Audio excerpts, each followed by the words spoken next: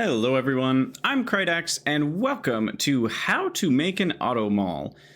The whole purpose of this video is not to just give you a blueprint for an Automall, but to talk through what is an Automall, why might you want to make one, and what are the different options to consider when making one, and my implementation of how I've made my Automall, and we're going to talk through each and every combinator and why I did it that way and what the connections are and such.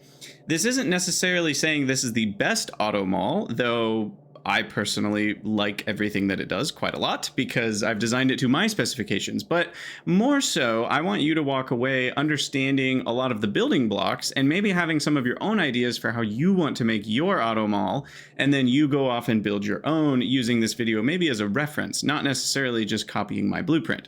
That being said, I do think my blueprint's pretty nice and you can easily expand it and tweak it to your liking, so I will provide the blueprint in the description. Before we dive in, I want to note I am playing on Pyanodons. You'll notice this is not your standard RoboPort, and when we look at all the different buildings, those are not your standard buildings. However, I have taken as much care as I can to make sure that all of these blueprints should be functional in vanilla or space age, except for this RoboPort. So if you copy this blueprint, you will need to create a RoboPort of whatever kind you have in your game, which might be the vanilla one, it might be a different modded RoboPort, but all of these other buildings are vanilla friendly. So let's dive in. What are the essentials of an Automall versus just maybe some fancy options or things that you could do?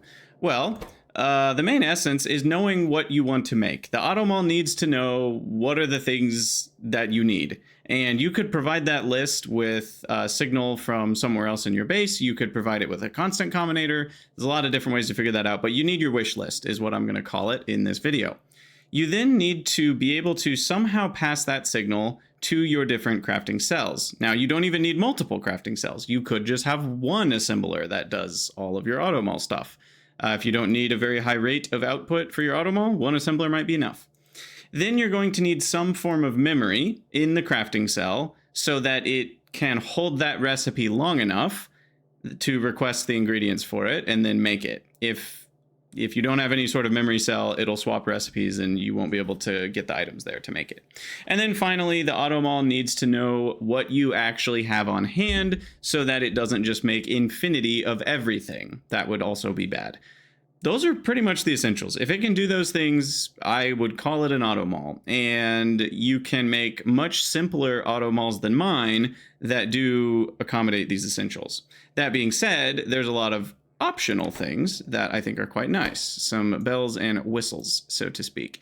So one bell and whistle that includes a lot of finagling and finicky things is being count perfect. Does it make exactly the amount that you're asking it to? No more and no less.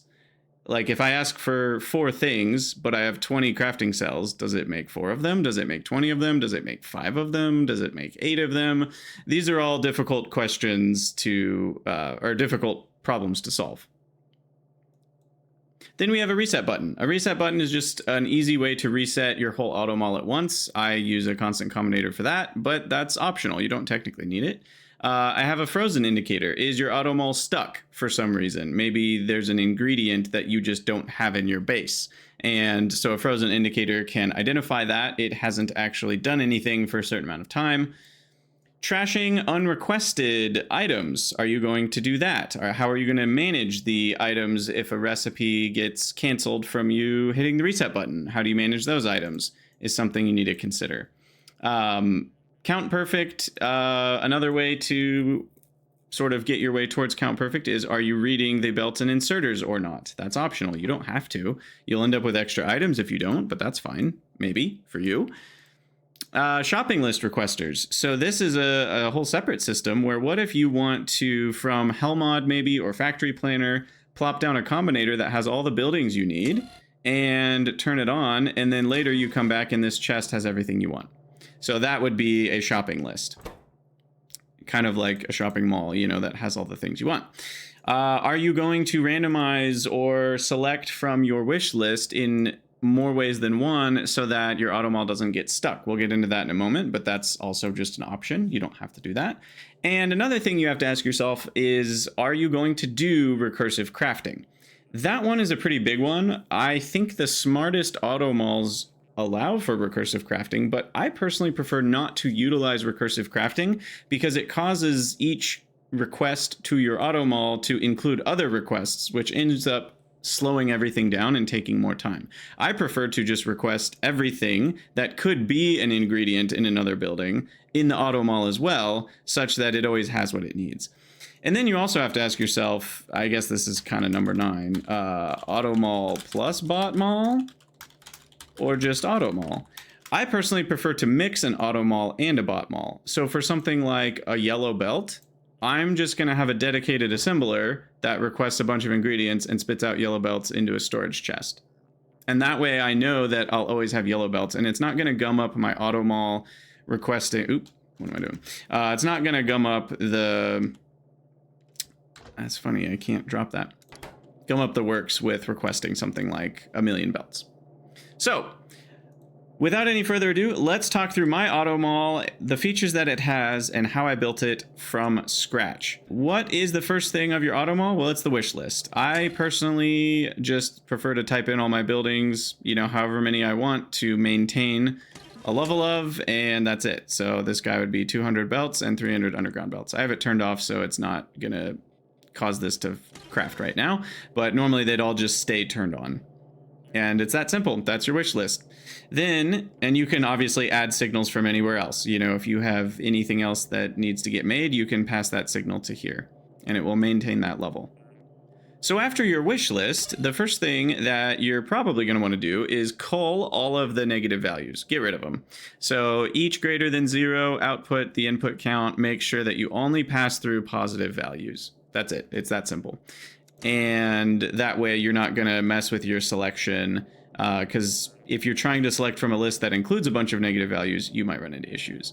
And you'll notice this has a lot of negative input signals, and that's coming from our what's currently in the logistics network is being measured there.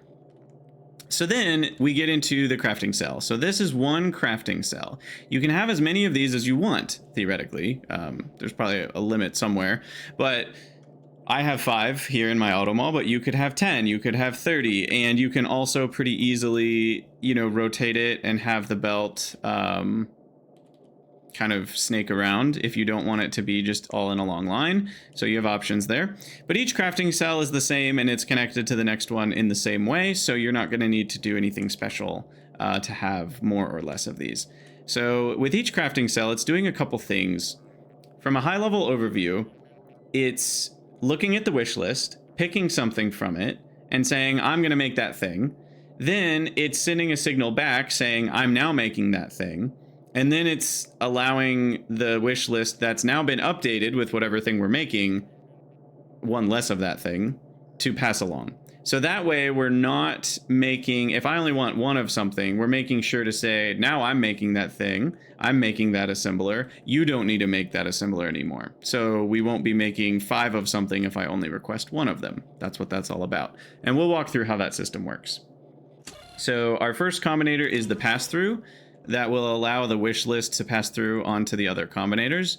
And again, we'll talk about how this works again at the end, but what it's doing here is it's just passing through positive signals, but only if this green up arrow is less than -20. And we'll talk through that in a little bit as for why, but that's basically just waiting a little bit, a third of a second in this case, because that's 20 ticks.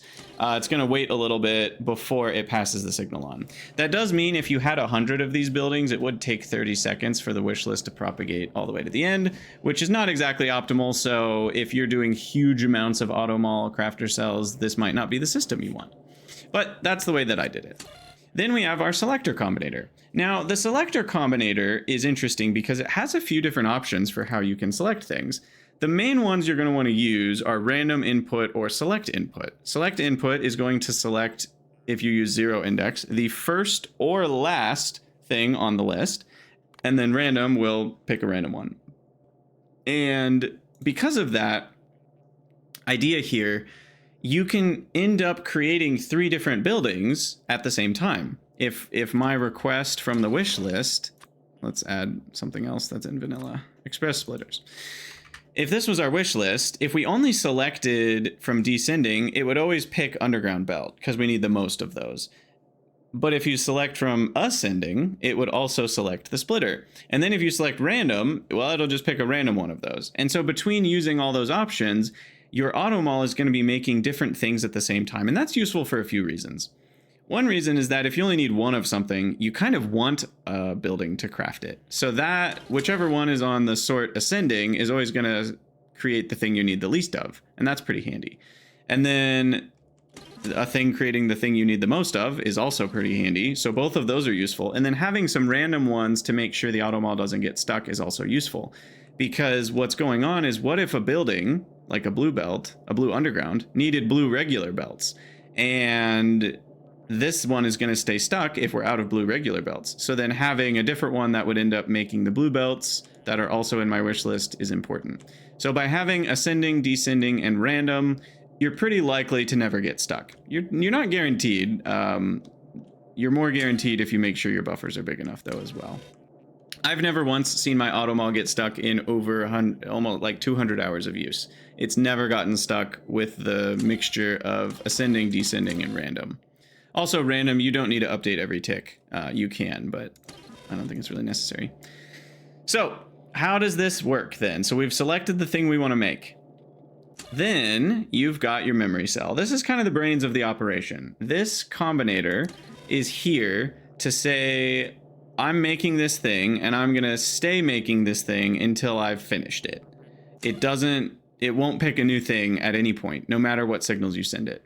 So what's happening here is these first two conditions are combining the each on green is greater than 0, which is the signal that's coming from the selection. So that's whatever we've selected comes in.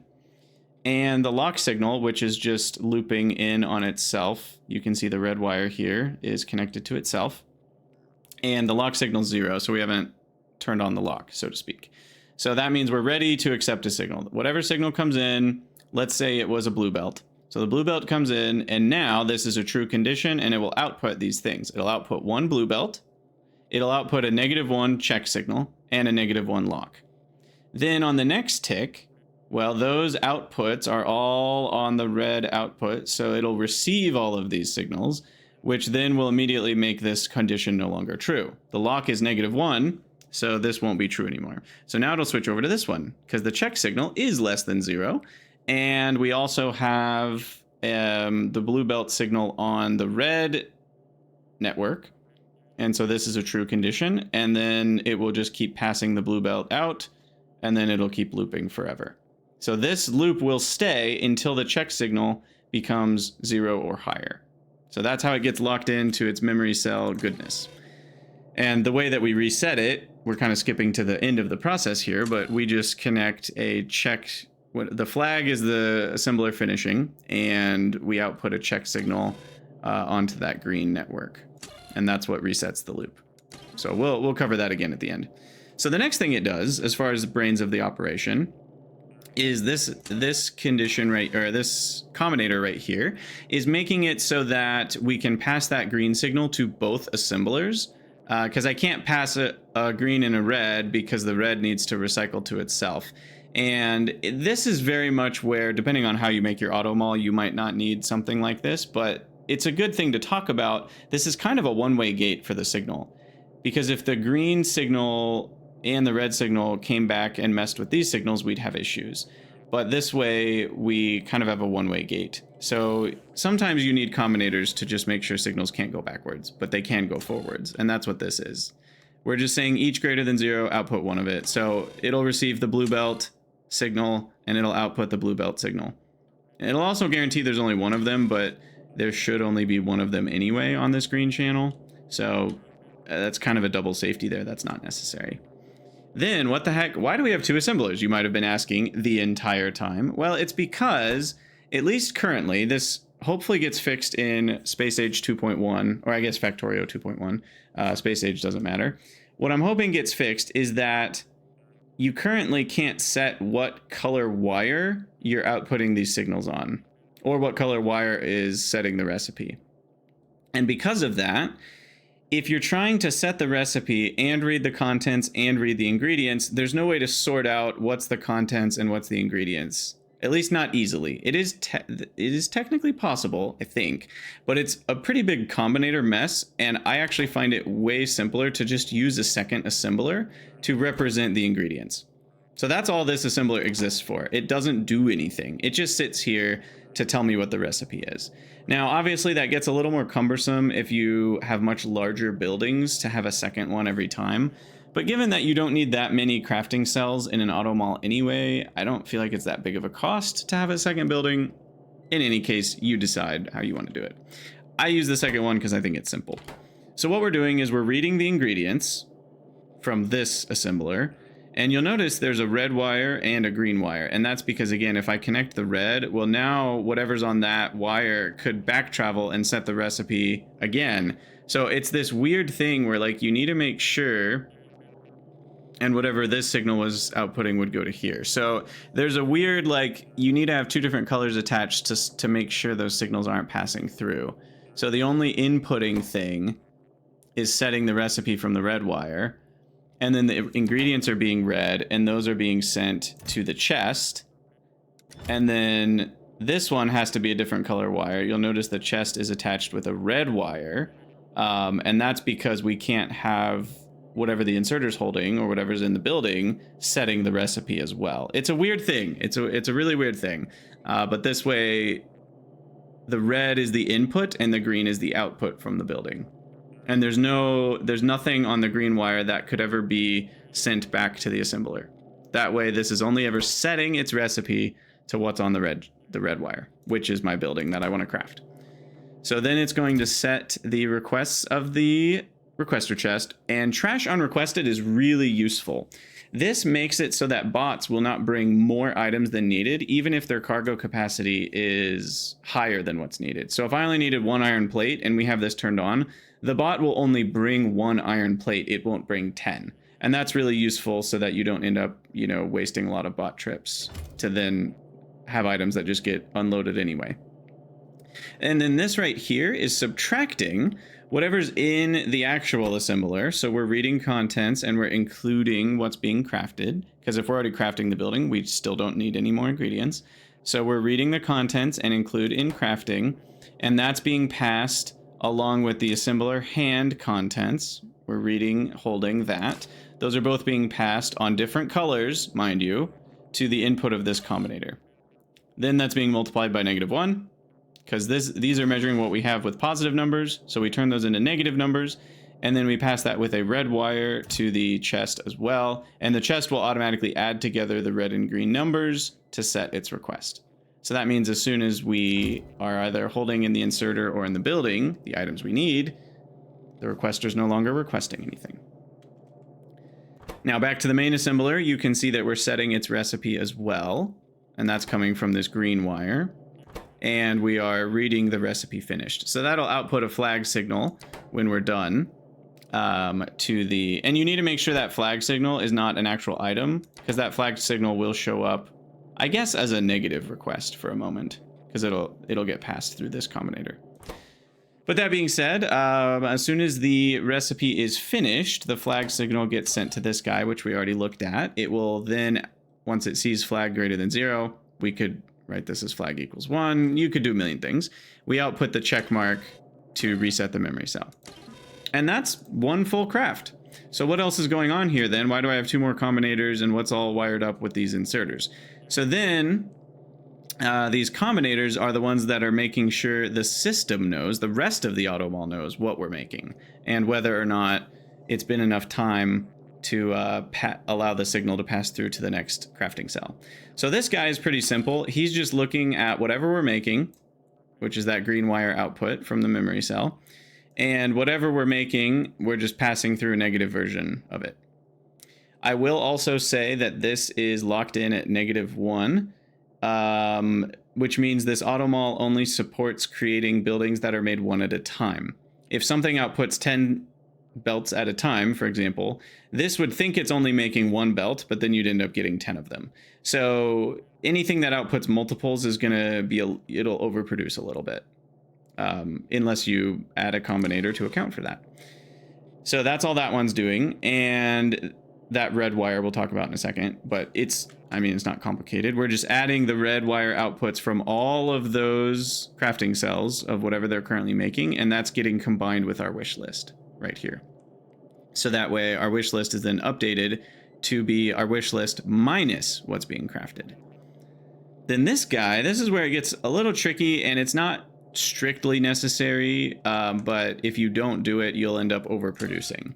So what this guy's doing is it's looking if anything's greater than 0, which it will be as soon as this figures out what it's making on that green wire. And then as soon as it is, it's going to start outputting a -1 up arrow, and then it's also going to output its input count of up arrow, which is going to also be a negative number. So what this is going to have the effect of is it's going to be increasingly negative. So it'll keep growing in the negative direction. It'll start at -1, then it'll go to -2 on the next tick, then it'll go to -3, as long as there's a positive value on the green network, which again, there is, as long as this is trying to craft something.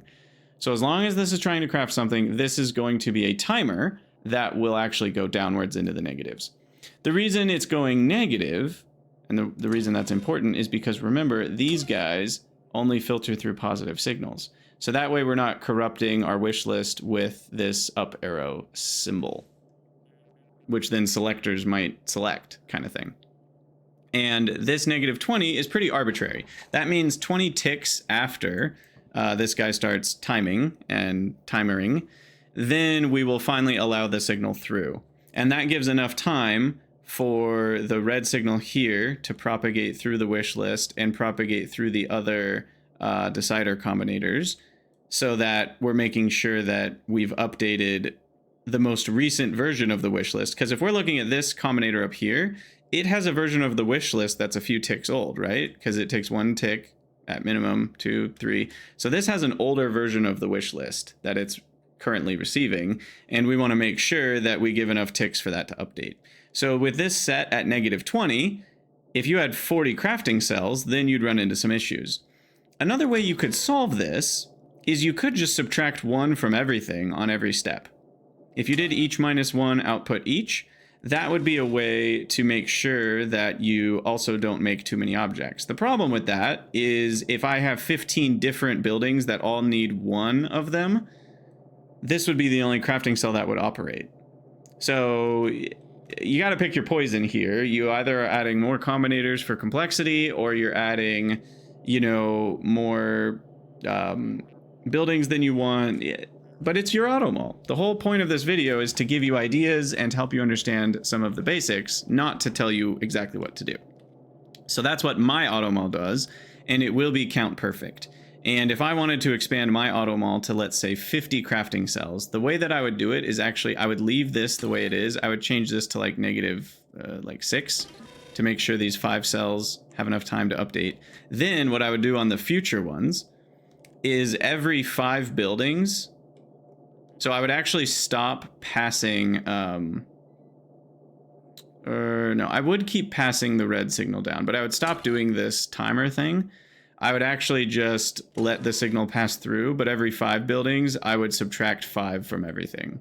I do each -5 output each. And that way, if you need, currently, if we needed 5 of something, these would all turn on.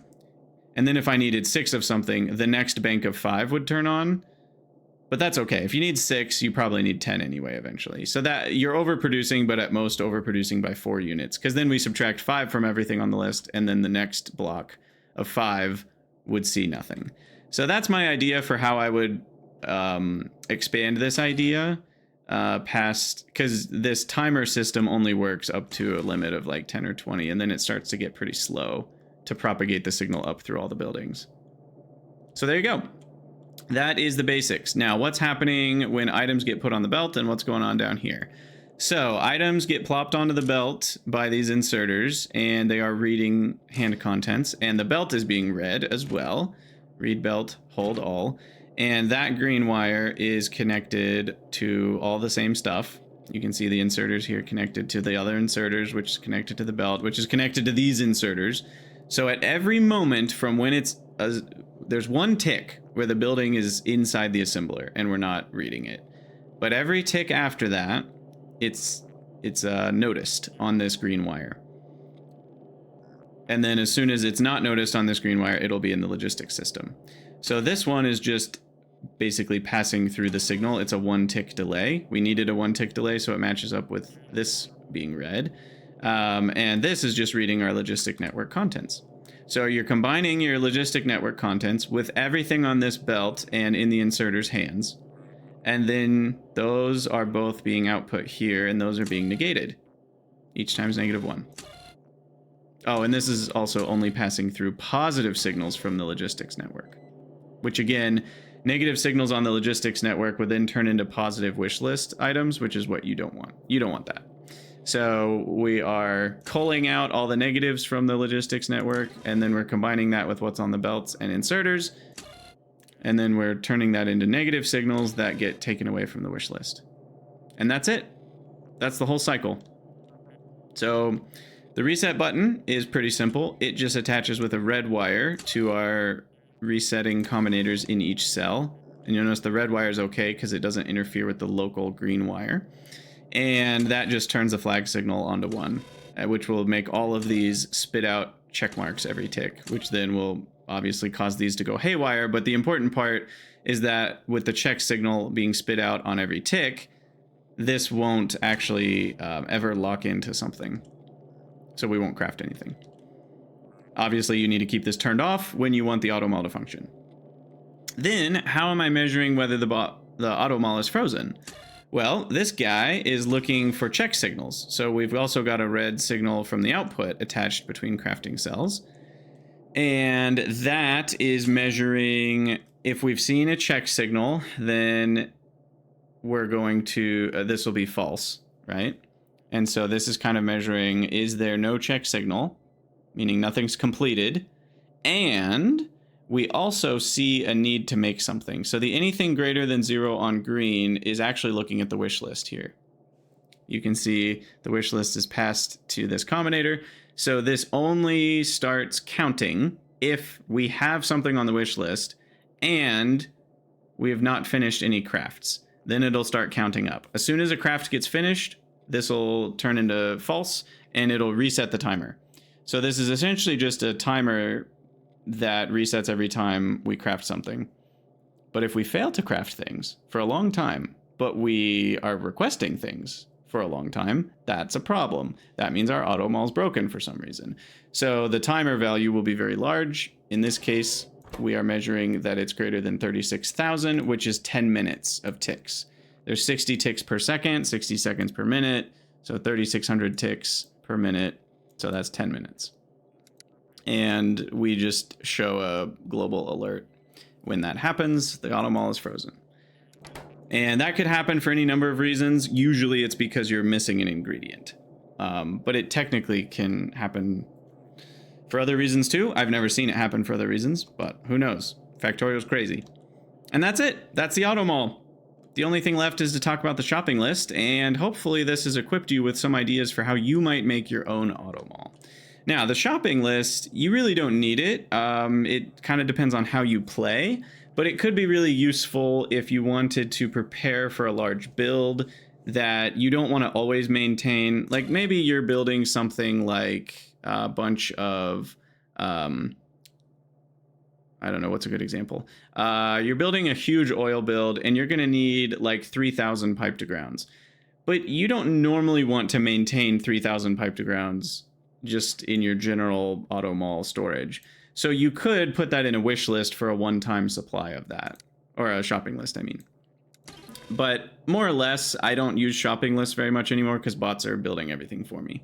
And I just keep the levels of stuff maintained in the wish list. But if you'd like a shopping list, here's how I implemented it.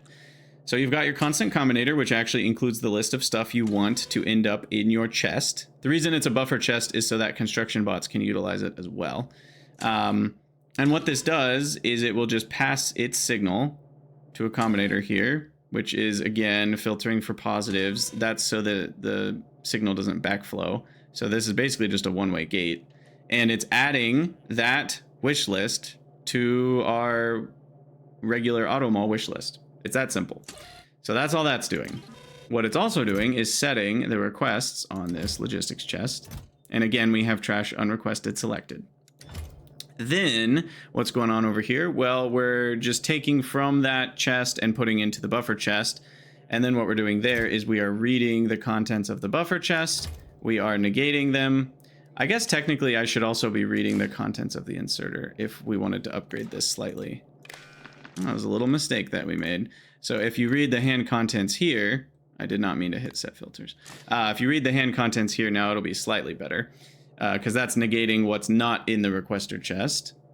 And then that is a red wire so that it doesn't get passed through in any way to the output here. So the red wire and green wire get combined at the request. So if we have 10 things in here, it'll take away the 10 that this was saying we wanted, and now this won't request any. And that's it. The buffer chest will read its logistics contents onto this wire, and so it'll cancel out the amount we're adding once we have the amount. So if we turn this on, I don't actually remember if my Automall is capable of making pipes. I guess it is because we do have plates in the storage chest here. And you can see that it's going to be filling this buffer chest with the stuff that we want, which we said was 50 plates, 20 pipes, and 10 assemblers. And you'll see here in a moment, once we get the assemblers, that it'll work. And that's it. That is how you can make your own Automall. I hope this was a useful video. If you have any questions, let me know in the comments or join the Cridania Discord and we can have a more kind of back and forth conversation there pretty easily. And if you have any thoughts for how you would modify this or change it to suit your needs, let me know in the comments as well. This is just one version of an Automall. There are so many out there. I hope this has inspired you to make your own. I feel that I've made a fairly simple version. I tried to get rid of as many combinators as I could while still maintaining the features that I needed, which was the reset button, the frozen indicator, the shopping lists, though those could just be deleted, and the making sure that we're count perfect. This is the best way I could figure how to do it. Originally, we had a version that had one less combinator, but it didn't do the count perfect part perfectly. So we added one more combinator to acquiesce for that. So if you have a more elegant version, or I should rephrase that, a version you think is more elegant for what you prefer, please let me know in the comments. I love to talk about this stuff. I spent many hours refining this Automall build for myself, and I hope you've enjoyed this video and maybe you're inspired to play with some combinators and make an Automall yourself. As always, thank you for watching. Let me know what you think down in the comments, and I'll see you all in the next video.